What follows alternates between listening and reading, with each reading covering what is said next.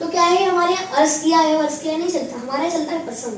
तो प्रसंग है कि जब विश्वामित्र जी लेके गए थे अपने साथ एक यज्ञ पे, बहुत ही महत्वपूर्ण यज्ञ पे, श्री राम जी को। तो श्री राम जी अपने जो जायसवान का फूल होता है वो लेने गए थे बाग में। अब वहीं पे उन्हें मिलती है सीता जी, है ना, जिनसे उनकी भविष्य में शादी होती है, जिनका स्वयंवर था आज। तो वो जो लकड़ी और अपने जायसवान के फूल जो यज्ञ में नेसेसरी होते हैं वो लेने जाते हैं। तो तभी का ये प्रसंग है और एक बहुत प्यारा सा भजन जो है वो उसके ऊपर बना है। तो आइए देखते हैं कौन सा भजन।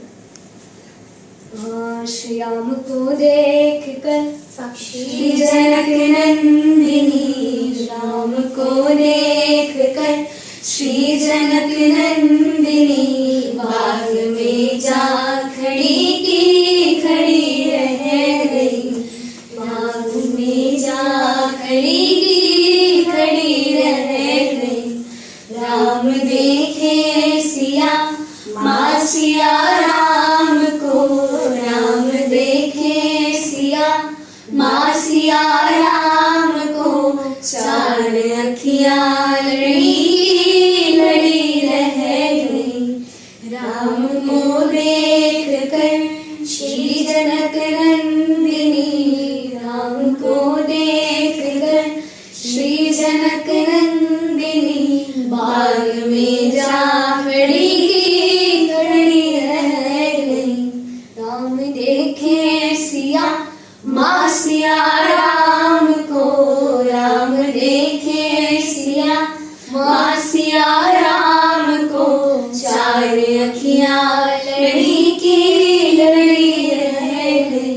तो सीन एकदम ऐसा हो गया था कि वो जो आजकल मूवीज आई कांटेक्ट एकदम जो बोलते हैं ना, वो आई कांटेक्ट फिट बैठ रहा था, उसी के ऊपर भजन है। आप पूरा यूट्यूब पे सुन सकते हो, बहुत बढ़िया भजन है जो आज हमने कवर किया। आती नहीं गा रहे, वो था ना वो क्या थे जनक पड़ गई देखने के लिए, थे जनक पड़ गए देखने के लिए, सारी सखियाँ झरोखन से झांकन लगी, सारी सखियाँ झरोखन से झांकन लगी। देखते ही नजर मिल गई दोनों की, देखते ही नजर मिल गई दोनों की, जो जहाँ थी वहीं की खड़ी रह गई।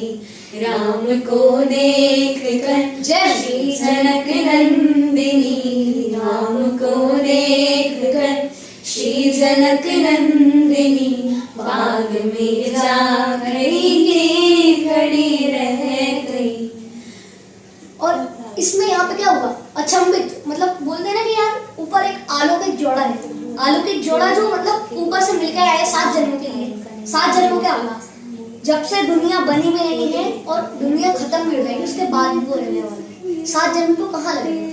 तो ऐसा अलौकिक जोड़ा जब मिलता है तो अलग ही सीन होता है। और आप जानते हो कि सारे जो लोग हैं वो देवता भी अचंभित हो गए कि ऐसी जगह पे आ गए। इसके बाद वो चमक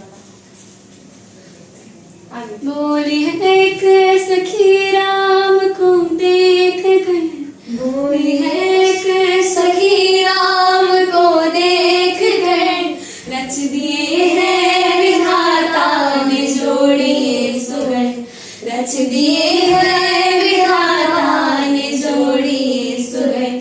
पर धनुष कैसे तोड़े बारी उमर, पर धनुष कैसे तोड़ेंगे बारी उमर, मन में शंका बनी की बनी रह गई। राम को देख कर श्री जनक नंदिनी, राम को देख कर श्री जनक नंदिनी, बाग में जा खड़ी की खड़ी रह गई। अब इस प्रसंग में क्या होता है, लास्ट प्रसंग है।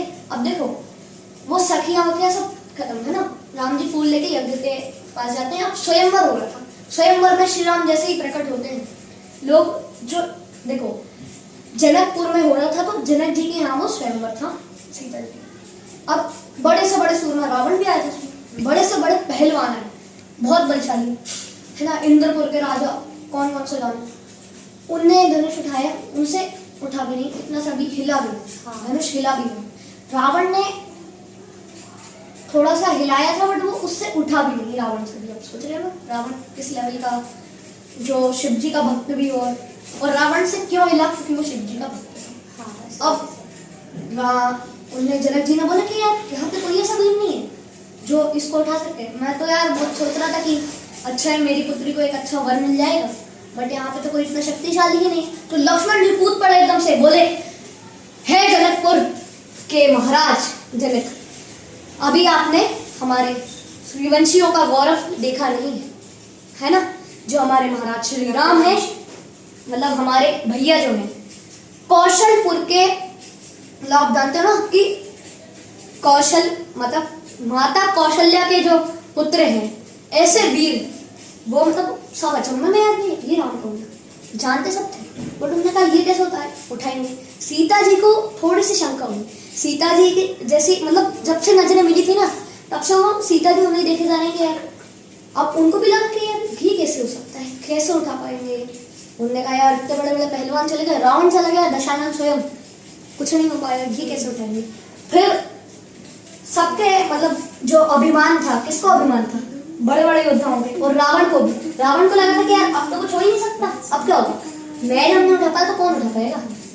रावण को भी अभिमान था, ठीक है कोई दिक्कत नहीं है, बट रावण के अभिमान को ऐसे चूर किया उन्होंने, रावण को भी अभिमान तो होना चाहिए था, रावण के अभिमान को भी ऐसे चूर किया श्री राम ने, जैसे जो पत्थर होता है ना उसको ऐसे ऐसे रेत वाला जो बन जाता है ना, वो पानी में गीला करके, तो उसको उसका चूर कर देते हैं। आखिरी प्रसंग क्या है कि बोली दूसरी सखी चोट देखन में है, बोली दूसरी सखी चोट देखन में है, पर चमत्कार इनका नहीं जानती, पर चमत्कार इनका नहीं जानती। एक ही बाढ़ में ताड़का राक्षसी, एक ही बाढ़ में ताड़का राक्षसी, उठ सकी ना पड़ी की पड़ी रह गई। राम को देख कर श्री जनक नंदिनी, राम को देख कर श्री जनक नंदिनी, बाग में जा खड़ी की खड़ी रह गई। राम देखे सिया माँ सिया राम को, राम देखे सिया माँ सिया राम को, चार अखियाँ लड़ी की लड़ी रह गई। बोलो सियावर रामचंद्र की जय हो। अब लास्ट प्रसंग का कंक्लूजन क्या था, श्री राम ने धनुष अभी नहीं तोड़ा, उनकी एकदम से सीता जी अचंभे में, उनकी एक सखी बोल पड़ी कि आप अभी जानती नहीं हे राजकुमारी, आप इनके चमत्कार को अभी नहीं अवगत है, इनके चमत्कारों से। इनने एक ही बाण में ताड़का जैसी, जिसके भीम जानते हैं ना, भीम महाभारत में 10,000 हाथियों को 1,00,000 हाथियों से भी ज्यादा बल था ताड़का में, एक बाण में जमीन पर धराशायी हो गई, फिर न उठ पाई। तो वो है ना गाना, टूटा टूटा एक परिंदा ऐसे टूटा फिर उड़ ना पाया, उसी का धारण भोजन है, ठीक है। तो वो ताड़का ऐसी गिरी कि वो फिर नहीं बची, है ना, एक ही बाण में वो उड़ भी ना पाई, मतलब वहीं पे ऐसे बलशाली हमारे राम। और फिर उनने धनुष तोड़ दिया लास्ट में, और फिर सीता जी, क्योंकि भाई धनुष उठाया, प्रत्यंचा से, मतलब लोग बोल रहे थे कि प्रत्यंचा चढ़ा दिया, ऐसा नहीं कि धनुष उठा लो, जनक जी ने और टपका दिया था, धनुष उठाओ और उसको उतनी देर तक उठा के रखो, 2-3 मिनट में धनुष की प्रत्यंचा चढ़ जाती है। राम जी ने प्रत्यंचा के लिए धागा उठाया और ऐसे जैसे पकड़ा, धनुष टूट गया। तो इस तरह अभिमान चूर हुआ सबका के क्या बोले, मतलब। और फिर जैसे ही अखियां लड़ी की लड़ी रह गई, वही बाघ वाला केस।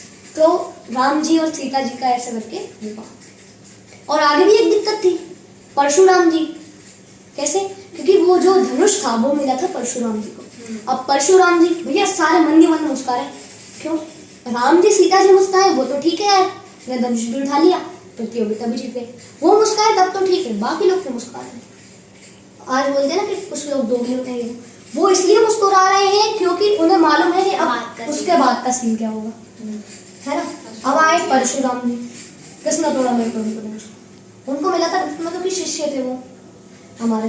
जैसे कि आप जानते हो कि विष्णु जी और शंकर जी कहीं ना कहीं जाके एक जन्म में विष्णु जी दास हैं और एक जन्म में शिव जी, तो जो भी इनका कंपैरिजन करते हैं ना वो लोग अच्छे नहीं है ना। दोनों एक दूसरे की सेवा में लगे हुए हैं। जैसे हनुमान जी और राम जी और परशुराम जी और शिव जी। परशुराम जी कौन है? विष्णु जी तो साक्षात। उन्होंने बोला किसने तोड़ा मेरे प्रभु के धनुष को? किसने तोड़ा? तो राम जी ने अपने मतलब बाकी सब मुस्कुरा रहे, अब तो गया। तो राम जी ने बोला मैंने तोड़ा। फिर जब उन्हें बाद में पता चला तो कुछ देर उनसे हाँ, जंग करने के कुछ बाद देर उनसे बात करने के बाद उन्हें पता चला कि ये स्वयं नारायण है। जिसके बाद आप जानते ही हैं। जय श्री राम, बोलिए जय श्री राम श्री राम। रामचंद्र की जय। जय श्री राम।